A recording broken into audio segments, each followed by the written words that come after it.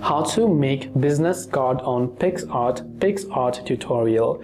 If you want to make a business card on Picsart, it is very simple to do so. Simply launch the Picsart application on your mobile device or even the website, it doesn't really matter. Now once you're here, you'll find different sort of options. Normally you can tap the plus icon from the center. Once you tap the plus icon, go to the option that says templates from the menu. Now from templates, in the search all templates section, you can simply search for a business card. So you can see different options, but you can also see the card hashtag at the top. Tap on the cards option. Here you'll see different type of cards that are available for you to design. So you can simply choose a certain card.